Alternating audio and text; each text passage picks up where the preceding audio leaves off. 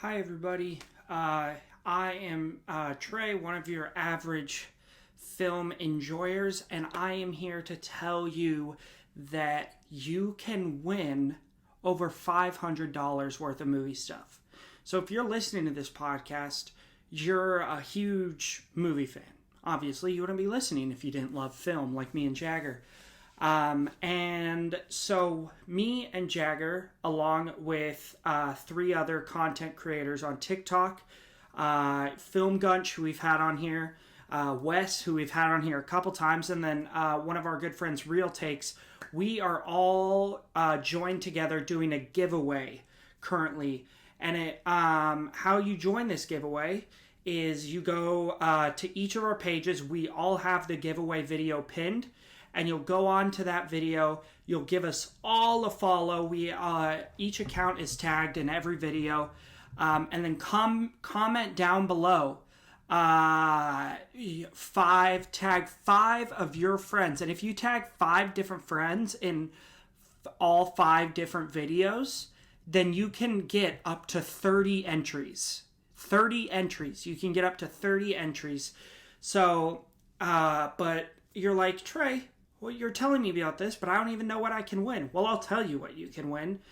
Real Takes is donating a 4K Harry Potter collection, Blu-ray James Bond collection, I believe a 4K collection of the Planet of the Apes films, and the first 3 John Wick movies in 4K. I'm donating 3 criterions of your choice, so whoever wins get to choose 3 criterions, and we'll mail those to you. Jagger, my co-host, is donating a bunch of international DVDs. Gunch is donating Don Hertzfeld and I can't remember the other guy's name. Well, the animated show. It's a very limited edition animated sketch comedy show. He has a bunch of steelbooks of all 3 seasons, so he's donating those. And then the biggest one, Wes, is donating a region-free Blu-ray player. So, if any of those items interest you, again, go to any of our TikTok pages. Go to me and Jagger's TikTok page, Trey the Film Noob, Jagger Film Reviews. We have the videos pinned on top of our pages, so go check them out, follow the instructions. The giveaway ends when we are all 5 of us at 1,000 followers. And me and Jagger are the only ones that haven't hit 1,000 followers yet. So please help us get us there so we can give away all this movie merchandise. Now, let's get to the podcast.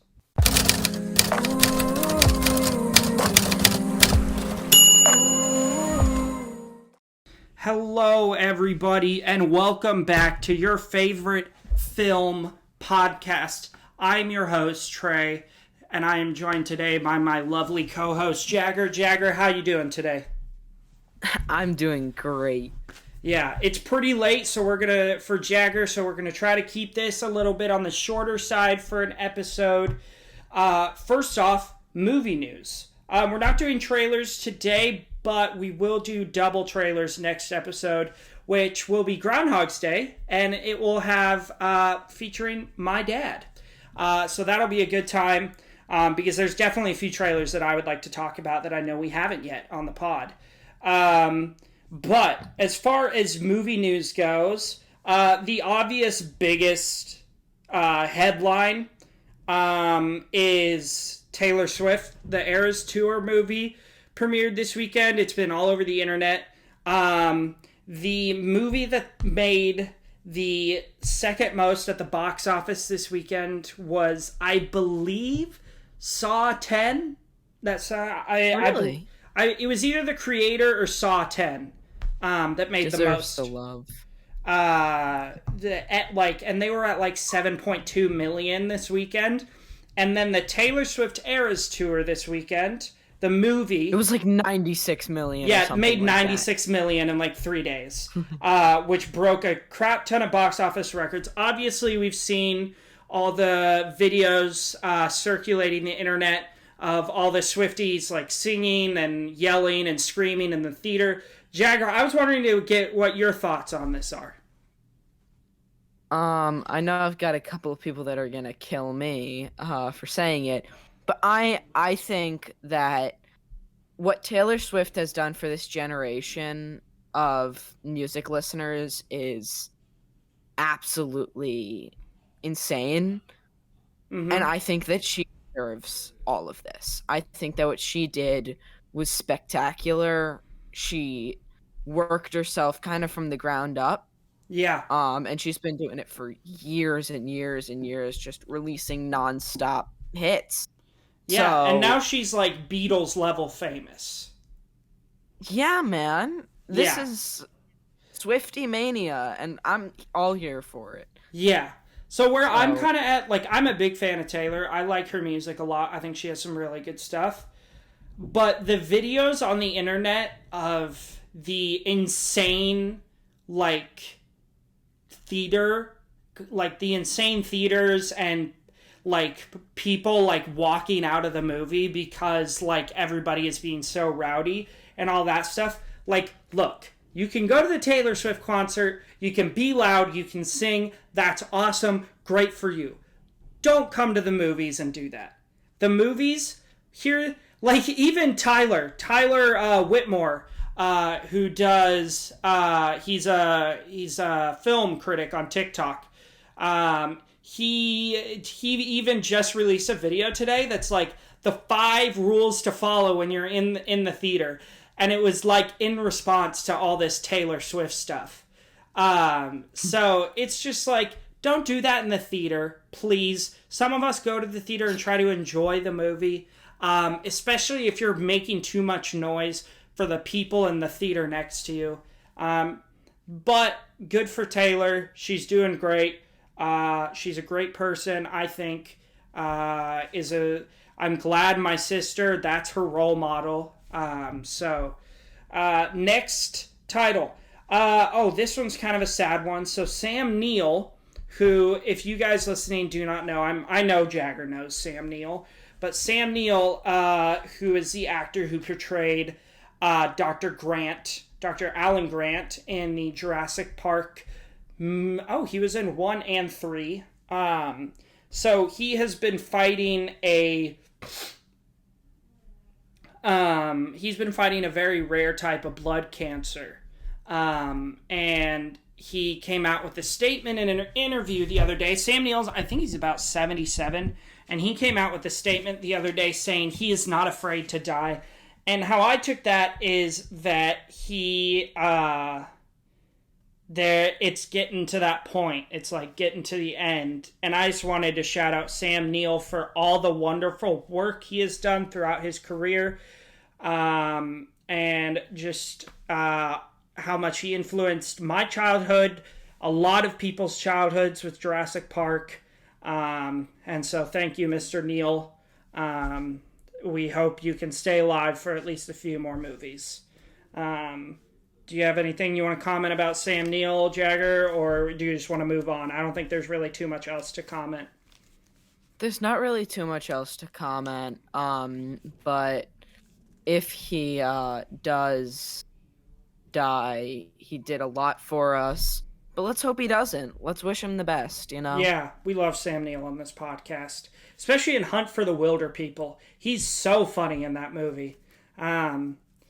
Okay, so a new trailer dropped for the Color Purple remake that they're doing. Have you seen? This is something I wanted to touch on. Have you seen the original?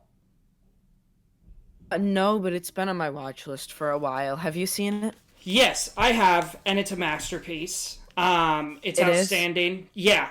And I think this is just, I'm really mad that they're remaking it because it's another case of Hollywood. Like, wow, we have this really great film. Oh, well, if we make it again, it must be really great again and people love it. No, that's not true. Stop remaking classics. Yes. So I saw this today. Chris Rock is set to direct an MLK biopic produced by Steven Spielberg. So I'm wondering what your thoughts about this are. I think that'll be pretty awesome. I Yeah. trust it. Yeah, I think Chris Rock is great. I think Steven Spielberg is great. I don't know because I'm not a huge fan of biopics, but I think it should be good. And then I think knowing Chris Rock, he'll do it justice. I think yeah, I would like to see Chris Rock direct something. Yeah. yeah. And then finally, Martin Scorsese is already planning his next project, and it is set to star Leo, which I will be very much looking forward to. Even though I'm not Leo's biggest fan, I'll be looking forward to that. I don't know about you, Jagger. I'm excited about it. I'm also very excited about Tarantino's new movie. Have you heard about like what it all is? Yeah, it's called The Critic, right? Yeah. Quentin Tarantino's. Here's what I'm calling it. Quentin Tarantino's Boogie Nights. Yeah. The movie critic. So. Yeah, and it's I'm set excited to. The lead is Paul Walter Hauser. I believe that's his name. Let me look it up. He's been in a bunch of stuff. He was in I, Tonya. He's just been like a small role in a lot of stuff. Oh my god.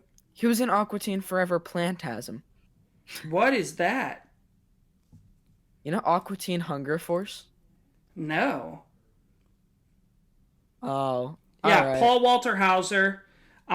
He's been in a lot of great stuff. He was Stingray in the Cobra Kai series, which is one of my guilty pleasure TV shows. Even though it's pretty freaking terrible, I couldn't stop watching it because I love the Karate Kid universe. So I'm looking forward to that as well. I mean, anything from Tarantino, I'm here for. I love Quentin Tarantino. Yeah, that's about all I have for movie news. So today, we are back on our IMDB series, with Henry Fonda. Nope, no, it's Henry Fonda stars in it. John Ford's Grapes of Wrath. So unfortunately, this Jagger has been very, very busy recently and did not have time to get around to this one, which happens to the best of us. Jagger has picked up stuff for me. I'll pick up stuff for Jagger. That's what we do. We're big as co-hosts. We got to help each other out. So I'm just going to give you guys a quick overview and what my thoughts were of the film. And then again, as I said, we are keeping it short today, so we'll get into our highs and lows. And then we'll call it good. So, Grapes of Wrath, released in the year 1940, starring Henry Fonda. It is an adaptation of the American classic John Steinbeck's Grapes of Wrath. It takes place during the Great Depression, and it is about a family who gets forced out and evicted from their home in Oklahoma, and it's about their journey to find work on the West Coast in California. So historically on this podcast, and I'm sure Jagger agrees here, a lot of these older black and white films haven't really worked for us. I think those have been some of our lowest rated, which I don't have anything against, like the medium of black and white or older films. But like a lot of the ones we've watched just haven't worked for us, I think. So I was very, very cautious going into this. But I think that's why I had such a nice time with it. I was pleasantly surprised. I gave this an 85 out of 100 for 4.5 stars. I think that's why I was so pleasantly surprised by this, because I had low expectations going in. Like, I watched it this morning, and I know last night I was like saying to my mom, I was like, God, I gotta watch Grapes of Wrath tomorrow. I'm not excited. It's gonna be so boring. There were definitely some parts that dragged.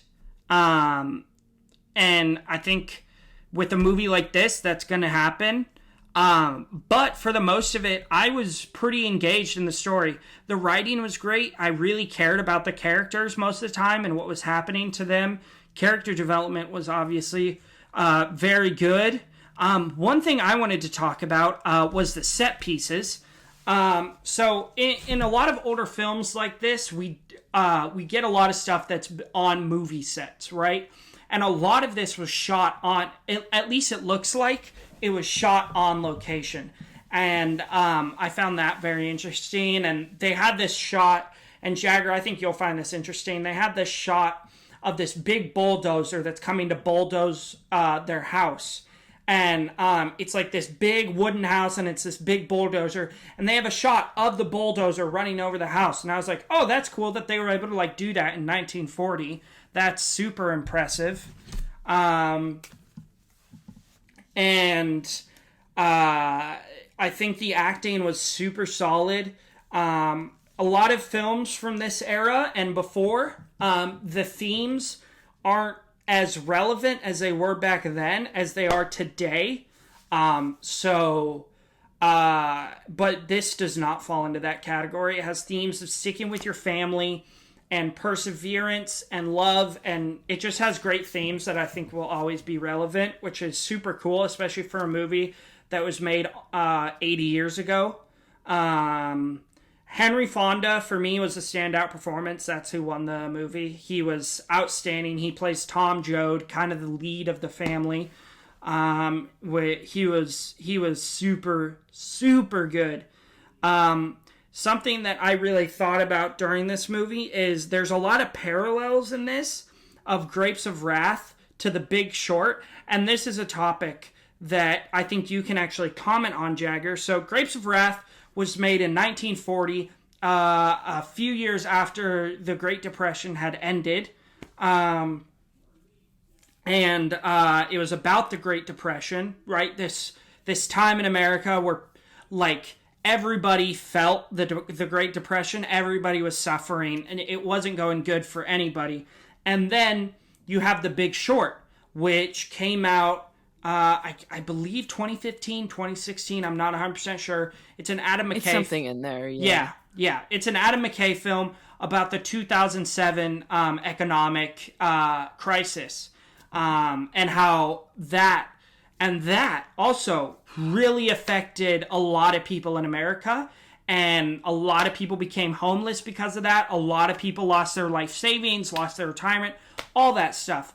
And I'm just interested to ask you, I wanted to talk about this a little bit, about these movies made by about these huge tragedies that affected everybody, and especially when they're made this close after the tragedy. Do you think it is important that these films are made, or do you think that they should have waited a little bit longer, given that incident, a little bit more air to breathe? Or do you, like, I'm in the place where I think it's important that these films were made.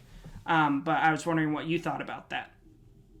All right, so I do have a firm stance on this, and I saw a video essay called Too Soon 9/11 Cinema, where it basically went through, at the time that the video was made, every single movie made about 9/11, and regardless of the fact that those were not necessarily good movies, I think if you're going to do it close to a tragedy that hit a lot of people, like, say in what year, like, think about World War II. Mm-hmm. When that ended, which I think was in... It's about 1947, I believe. Wait a minute, we just learned... 45. 45. So it ends in 45. Yep. Yeah. If you tried to make a movie in 1946 about World War II, let's say 1947, right? It's only a year and a half after. Yeah. And you have a movie. If your movie is not done very tastefully, I think that's wrong. But I think if you can make the movie tasteful and educate the people that didn't really know what was going on and were under, at that time, the Nazi regime, and prove to them that what they were doing was entirely wrong. And you can do that in a movie tastefully, then you are not only doing making a good movie, you are helping society. Exactly. So I think, oh, there's the bubble. Where does that keep coming from?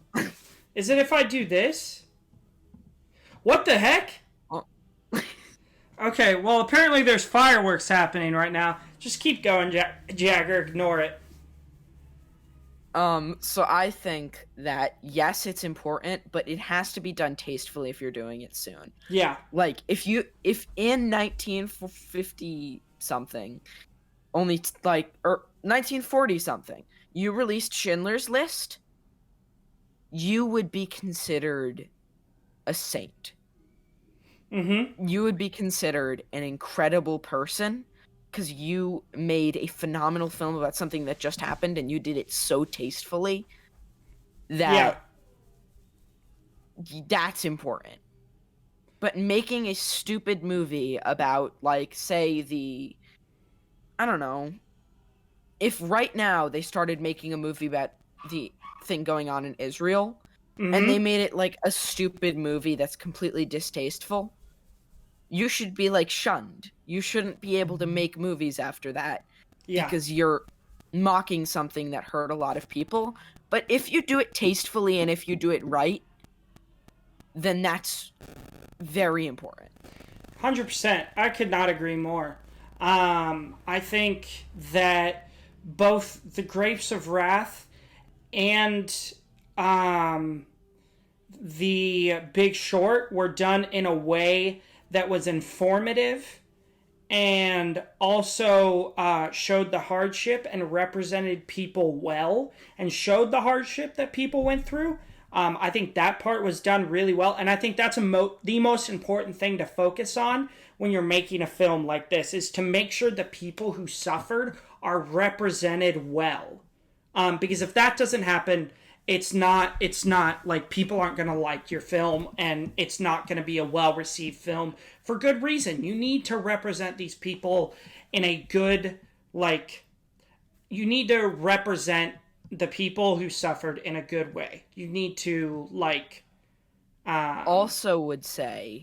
would also like to say that if it is close to when it happened, you have to have someone that either knew something going on inside, survived it or something, or has any way to relate to that story. Like, if something like 12 Years a Slave was directed by a white dude, that would not be tasteful. There's no way. Would not. So I think that it has to be done in a way like that, especially if it's close. Yeah. So I think that, yeah. Yeah, I totally agree. You know what's really funny? Is you know what? I'm wrong. I just I wanted to fact check us to make sure 12 Years a Slave wasn't directed by a white dude, and then I pulled it up and it said Steve McQueen, and I'm like, that's a white dude. He was in Bullet. But no, different Steve McQueen. Yeah, you're totally right, Jagger. And I totally agree. And I think that's also a topic we touched on when we talked about The Help. But overall, Grapes of Wrath, great film. You should check it out. Now, if you would like to get into our highs and lows, we can do that. Do you have your letterbox pulled up, or do you want me to go ahead first? I have mine pulled up, but how about you do go first? Why not? Okay. Let's see. It's been a while since we've done this. I am just going to start... Yeah, I'll start at Tron. So I'm starting on the 13th, so I'm doing the past... what's that, like Saturday? So I watched Tron Legacy. Or rewatched it, I guess. This is one of my all-time favorite sci-fi action films. probably my all-time favorite sci-fi action film, one of my all-time favorite films. The most criminally underrated movie of all time, banging soundtrack. Brain Damage, which we have a Hooptober episode out about. Really good film. I watched the documentary that just came out on Hulu called Monster Inside, America's Most Extreme Haunted House, which is about McCamey Manor and Russ McCamey. It's basically exposing him. How was that? I quite enjoyed it. It's basically exposing him for being a psychopath. Ooh, that was fun. Interesting. I try not to give documentaries ratings. Yeah, but it was interesting. I enjoyed it. Eden Lake is this is one I suggested to you when you said B horror, because I thought you were talking about British horror. I didn't realize you were talking about B real horror, so I was like, dude, watch Eden Lake. I just watched this. It has Kelly Riley, Michael Fassbender. I quite enjoyed this. It's really bleak, but it's a really solid horror. Michael Fassbender is great as always. Frankenhooker and Basket Case. Frankenhooker episode came out today as we're recording, and when this episode comes out, our Basket Case episode should be out, so go check both of those out. Hypochondriac was a movie I watched. Michael Cassidy, who is friends with my dad, has a small role in it. And anything with him I'll watch because I love him. After the strike is over, we are going to have him on the pod. So Hypochondriac, really, really solid psychological thriller / horror. Really enjoyed that one. I watched a 14-minute film from 1909 called A Corner in Wheat. It was super racist, but it was impressive with what they did. But it was really racist. Super Dark Times is something I texted my review to you guys because I was super proud of. I'm trying to get back into writing reviews, you know?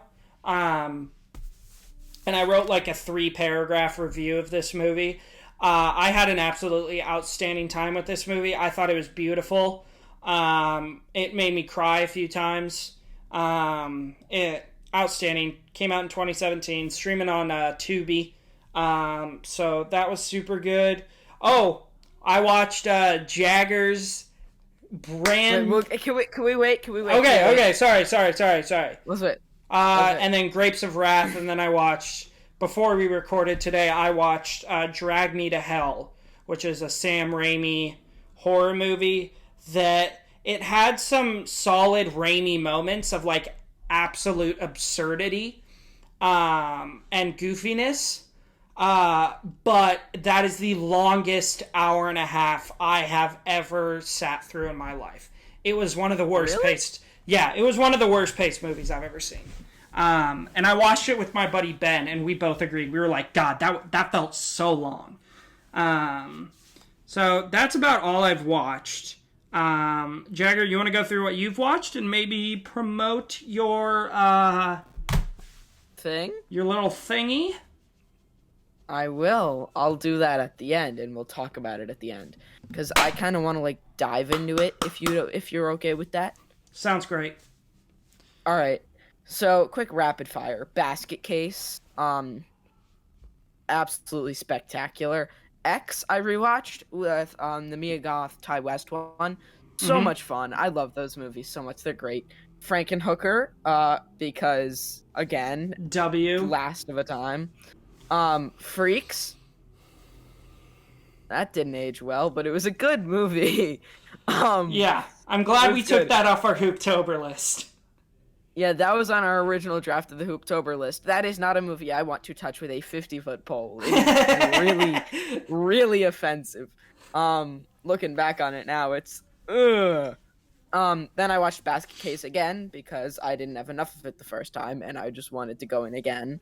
Then I watched the Rocky Horror Picture Show again. You'll see a lot of like just that kind of stuff on here, just stupid horror. I need to check that out. Is it good? Oh, it's so much fun. And I know the words to all the songs. I only have it at 4.5. It could go up to 5. I will just sing that soundtrack sometimes. It's Okay, the best. so it's like me with La La Land. Yes. Okay, cool. Then I rewatched Boogie Nights. Hell yeah. It's peak. Massive W. Paul Thomas Anderson's I haven't seen There Will Be Blood, but I think it is, out of the stuff I've seen, it's his best movie. So good. And then Reanimator. Again, I watched that for the first time on the 8th, came back to it on the 14th. Hell yeah. Watched it with a friend. Loved that. Then I watched Hocus Pocus because, again, Halloween season. And that's family-friendly Halloween stuff. Watch that with the family. Yeah. Then Napoleon Dynamite. However, in between Hocus Pocus and Napoleon Dynamite sits a 3-minute black and white silent film directed by me. Trey, let's like kind of dive in. Yes. So everyone go watch it now and then come back. It's only 3 minutes. It's on YouTube as Serenity and OJ production.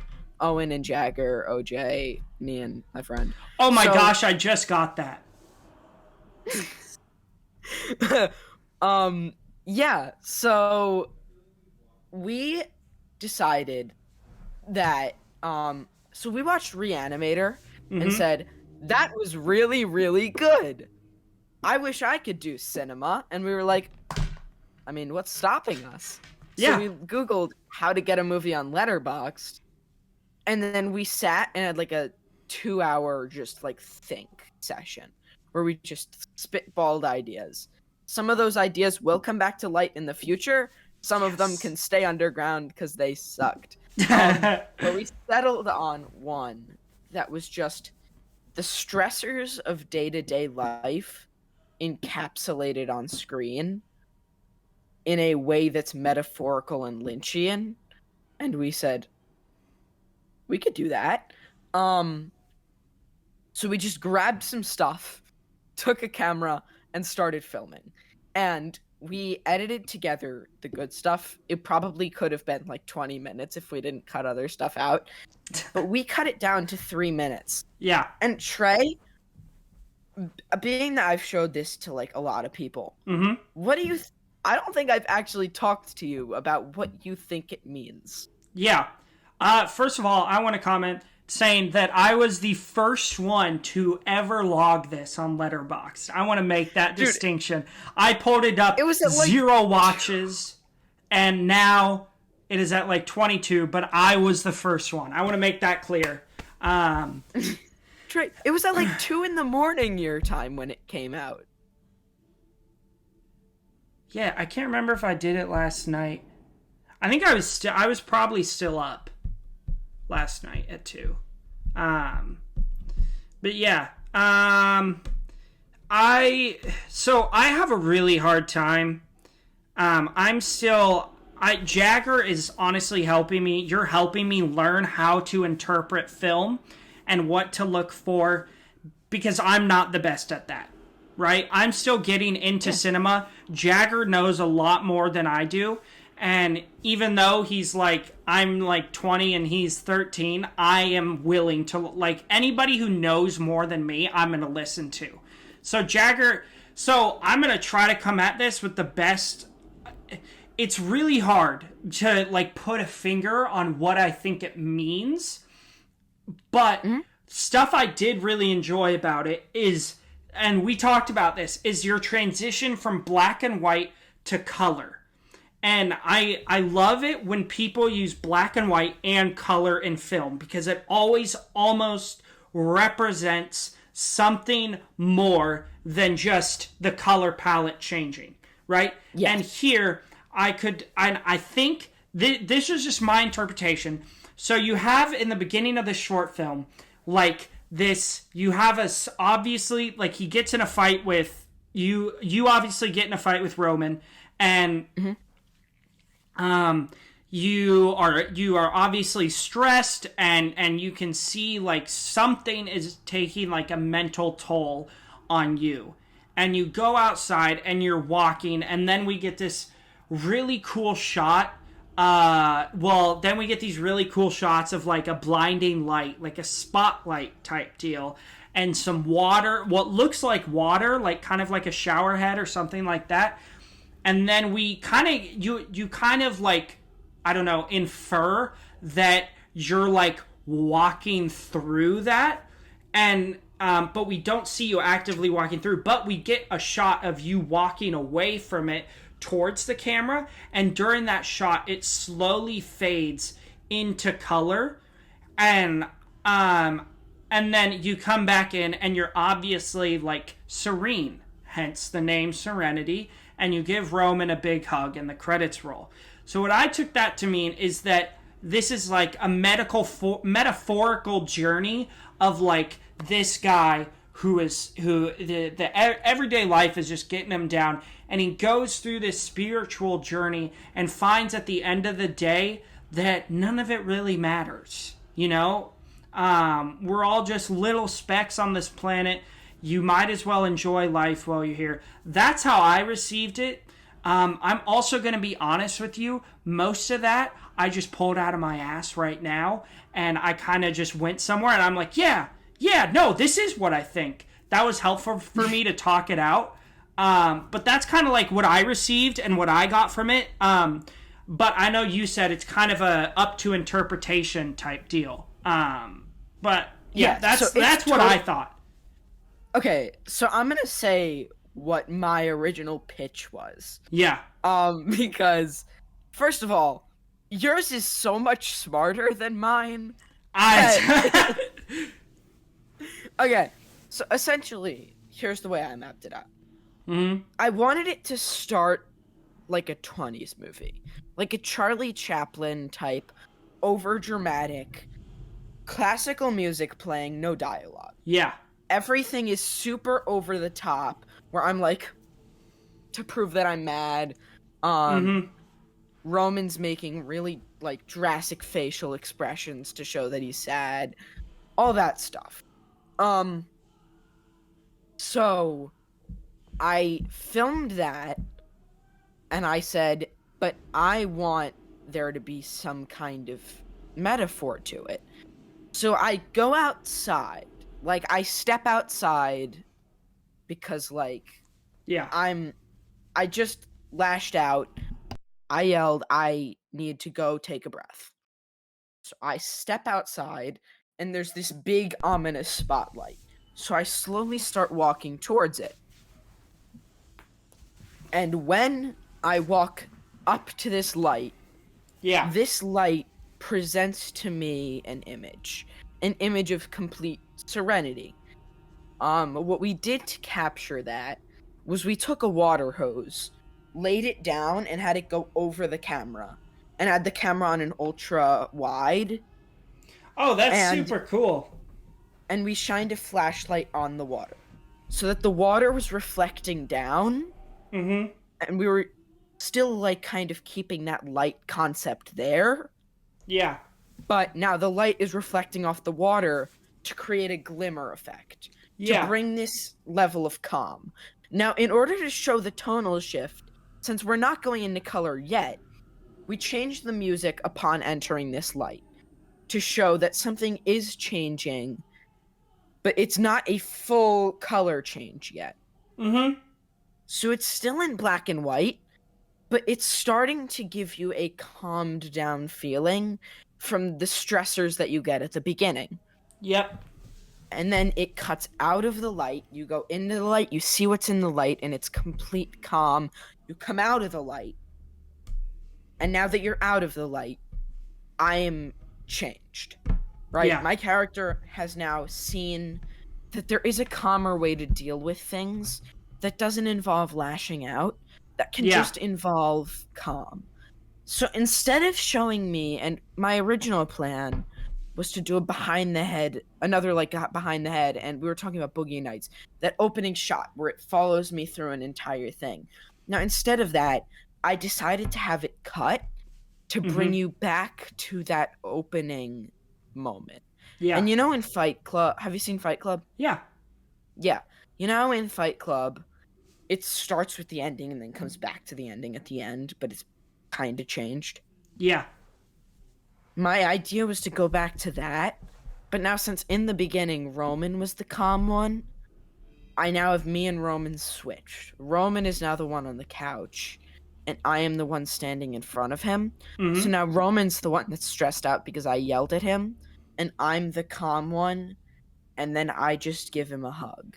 That now it is in color because I had the walk back transition scene. And Yeah. now that it's in color, it is the ending in a way that shows a full character arc over 3 minutes using music and color, Yeah. and the cinematography in a way to show this change of character and sort of say like to everyone that thinks that they need now that they have the ability to use more technology in their movies, they don't need to. You can show just as much of a narrative with nothing. Exactly. um and now the credits roll as I give him a long hug to just show that something changed Yeah. and to show that we are now in a happier place because we dealt with it in a way that wasn't just lashing out. Yeah. Um, I think I tried to cover it pretty well. I think I did. Um, the fact that you picked up on that on first watch with all of that makes me feel like I did something right. You did, Um, dude. It's really well done. And now knowing that you were going into it with the intention to have it be like a Lynchian type vibe, it makes a lot of sense about the choices you've made, and it makes it that much better. Thank you, man. Thank you Yeah, so you did an much. outstanding job. Everybody, go check out Jaggers' short film on YouTube. I will put a link to it in the description, or in the description of this video. So if you click the link down below, it'll take you right to the video.